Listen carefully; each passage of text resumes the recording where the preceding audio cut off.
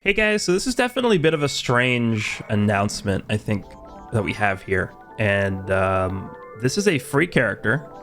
So event exclusive Super Saiyan 2 Trunks Adult is coming. Typically the way that the schedule works is the free character that's released for each month more or less indicates what the major release of the month is going to be, whether it's an Ultra, whether it's an LF. And I felt like we were definitely online to get a LF Zenkai for Universe Reps, just because there's two characters that really could have gotten it, and there are two characters that were on like 4, 5, 6 banners in a row, and those two characters are the purple LF UI Goku and the LF Evolution Blue Vegeta. I still think it's possible. We have Battle Hour coming up next week, and I don't know if they're going to be announcing something insanely hyped for that, or if they're sort of going to put it off. But looking at the banners that we've had recently with the characters featured, and specifically what the team could use, I think an LF Zenkai to like round out the Universe Reps saga. I call it the saga, but it's like the just the phase of it getting buffed a million times, right?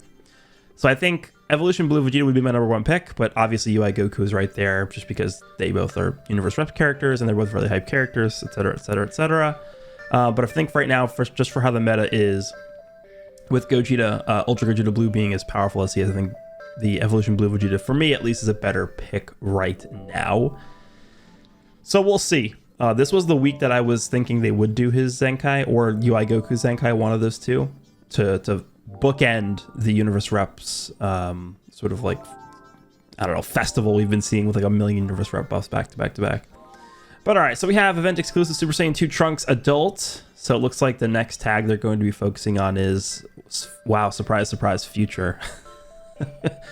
Again, I made this comment, I think it was even yesterday, the day before, that if you're somebody who guesses the next set of buffs are going to come for either future or movies, like 85% of the time you will be correct, because that's seemingly how they like to proceed. Those are like the two most buffed tags just in the game's history, period.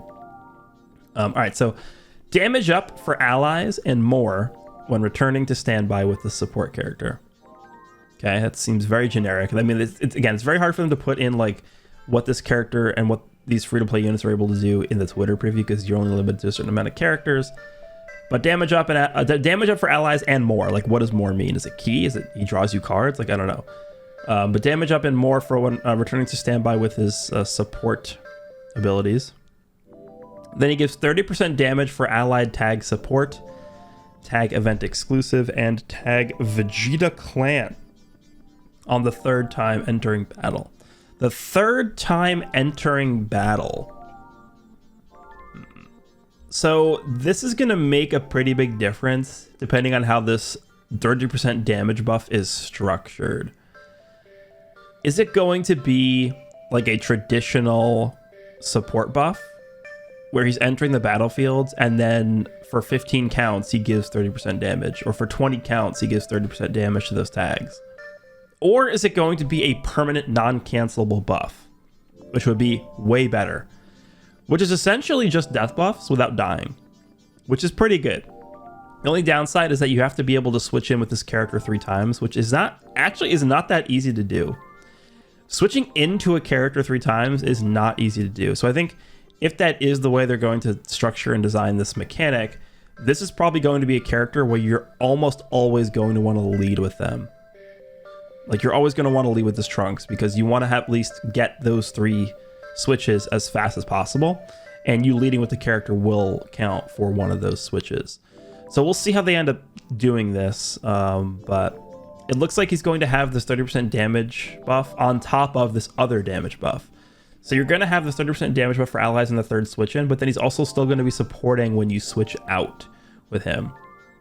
So this guy could actually end up providing a ton of extra damage, and I actually do like this design sort of philosophy for free characters, just because free characters, I mean, we could open like the event exclusive tag here with this Trunks, I guess. Event exclusive. I want to go back because I want to look at future again, but Event exclusive. I mean, we take a look at like a lot of the event exclusive characters we've received recently. I think this blue Broly is probably one of the best free-to-play characters we've ever gotten. But realistically speaking, how often are you fighting this Broly in PvP? Not that often. And the reason why is because even though I think he is very good, realistically speaking, this Broly, as good as he is not holding up against characters like, you know, Ultra Blue Gogeta, against Blue 17, against Beast Gohan. Like, he can't hold up against these top tier summonable characters. So the best way they can make these free characters viable and usable is by allowing them to fulfill other roles than just, oh yeah, they, you know, do a lot of damage, or they're tanky and stuff like that. Like supporting and utility are what these free to play characters should be bringing to the table in order to allow them to actually see play, right? I think Super 17 is actually a really good free unit. I think Metal Cooler is a really good free unit. The only free character on this list that really saw a significant amount of play for a decent period of time on release was this yellow Trunks, and that was because of the fact that he had a very clear-cut role in how he was meant to be played. You use your main ability to draw a full hand, you get cover null, you're able to combo freely for, you know, about like 5, 6, 7 cards in a row. And then you just have him die, he gives death buffs, and he heals. Right? And then basically from his combo, you'll have a rush ready. Like, this character is he was really good on release. I think he still can be usable because that sort of playstyle that they've just designated for this Trunks is still, I think, a viable thing that you want to be doing. But obviously at this point, he's sort of aged a little bit. Almost a full year old for that free-to-play Trunks. But I mean, you look at a lot of other characters that are free that have come out sort of recently, like this Zamasu, like, come on.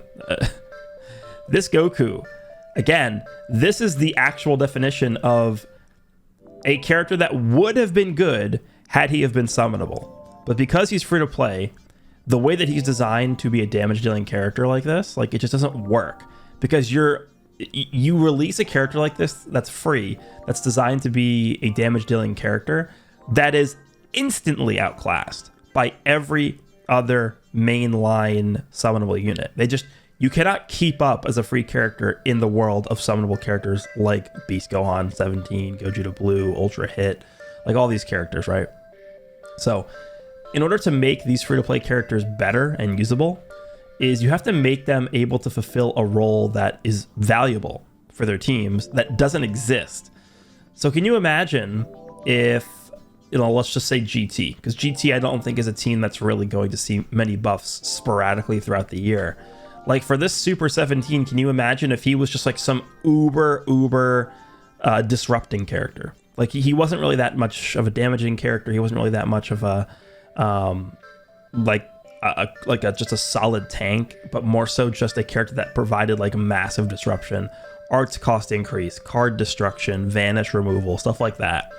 Really could have made this character interesting, because those kinds of mechanics are not common things that you typically see across, you know, just any team, really. I think one of the reasons why this Goku was actually pretty good on release was because he had vanish removal on cover change. I don't know if maybe it's not going to let me pull him up for some reason, but this Goku has basically a similar effect to the Ultra Broly, where he removes the enemy's vanishing gauge, but it's on cover change. So a pretty interesting mechanic for this Goku. I think he probably saw less play than he should have, but yeah, interesting mechanic for him. But like, you look at like Majin Vegeta, the Super Saiyan 2 Kefla, which is the newest free-to-play character. Like, I think they're just, they suck, right? I mean, they're just like, this Gogeta, he's terrible. This Green Zamasu, awful. Like yeah, I think objectively speaking, you can say that like Broly, this GT Goku, this 17, and Metal Cooler are all good free units. I don't think that's an incorrect statement. But you have to think about how these characters stack up to the competition, right? You can't just say, yeah, this Broly is very good, therefore he will be good in the meta. That's not how this game works, because you have to think of the characters in the context of what is around them. What characters are you going to be encountering with this Broly, right? You take a look at his kit, and it's like, is this good or bad? It's good. Like, he's doing good stuff, and he has a good kit here. But he's not good in the sense that he's not going to be able to keep up with, like, again, pretty much the entire top row of the team of this tag, right? It's just, that's just the reality of how free-to-play units are in the game here. So by seeing that this Trunks is going to be a dedicated support character, I think that's actually a really good sign for him. He's already off to a better start than pretty much every other event exclusive character here, right? Maybe that's not named Super Saiyan Trunks. So we'll see how they handle this guy. I guess also the fact that he's future. I mean, I guess we're going to be getting more future stuff here. And I think it's funny too, because future actually is not as good as you would think based on how often they get buffs. Look at this, dude. Like, look how big this is. Look how many future units there are. Like, it's not like we haven't been getting future buffs on a frequent basis. This Trunks is not that old. The androids aren't even a year old yet. These guys literally just came out for Legends Festival. Zamasu just came out for Legends Festival. This guy got a unique equipment that's made him very, very good. This guy got a Zenkai recently. This guy got a unique equipment recently. Like, there's a lot going on for this team. This guy's not that old, the blue Goku Black here. What else? Anything else that I missed? Cell's still pretty decent. So, I mean, this team has a lot of tools, like some really good bench characters. Like Green Mai is like one of the best bench characters that ever existed in this game. Rose is a really good bench character, especially with the Zenkai now. But I think this character not being as good as they should have been definitely has hurt how good this team was intended to be, right? I think one thing people look at with Zamasu is Zamasu individually is a very strong character, and I agree. His teams are just kind of not there, which I think is one of the reasons why I don't have him ranked as highly as I would have if his teams were better. And I think a big factor that goes into that is just the strength of this Vegeta and Trunks. Again, I've never stated that Vegeta and Trunks were a bad character. I don't think they are a bad character. Vegeta and Trunks aren't as good as they should be with their kit, and I'm going to stand by that opinion. I think they should have been a little bit stronger with individually how they were designed. But I also think that their teams aren't able to facilitate what they want to do as a blast character here. So we'll see how they handle this Trunks, if they're going to push this Trunks to be mainly a feature character. And then that would indicate that on top of that Trunks, most likely the main big headlining release that we see for March will be future related. Whether it's an Ultra, whether it's an LF, I guess it could be one or the other, or both. We could see both potentially.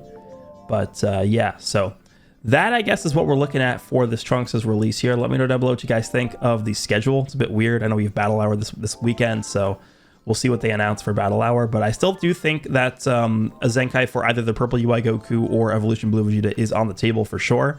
I don't think just because they're giving us this Trunks means that they're completely done with that, because it just seems too likely that we would get a Zenkai for one of those characters, considering how often they've been on banners recently, and also just because it seems strange to end the parade of buffs that we receive for the Universe Rep team and not get an LF Zenkai for it when there are so many characters that could use one. So, yep, that's it. Let me know what you guys think, and I'll see you all in the next one.